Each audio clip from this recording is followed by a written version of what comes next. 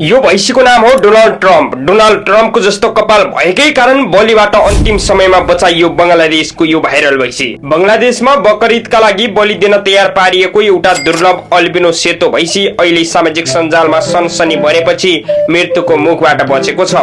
करिब 700 किलो तौल भएको यो भैँसी अमेरिकी राष्ट्रपति डोनाल्ड ट्रम्पको जस्तै सुनौलो लामो कपालका कारण डोनाल्ड ट्रम्प नामले भाइरल भयो।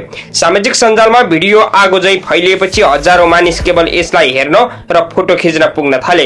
स्थिति यति चर्चित बन्यो कि अन्ततः बंगलादेश सरकारले नै हस्तक्षेप गर्दै यसको बलि रोकिदियो। खरिदकर्ताको पैसा फिर्ता गरियो र अहिले यो दुर्लभ भैँसीलाई ढाकाको राष्ट्रिय चिडियाखानामा विशेष सुरक्षा र हेरचाह सहित राखिएको छ। विशेषज्ञका अनुसार यस्तो अल्बिनो भैँसी अत्यन्तै दुर्लभ हुन्छ र उचित स्याहार पाए 20 वर्षसम्म बाँच्न सक्छ।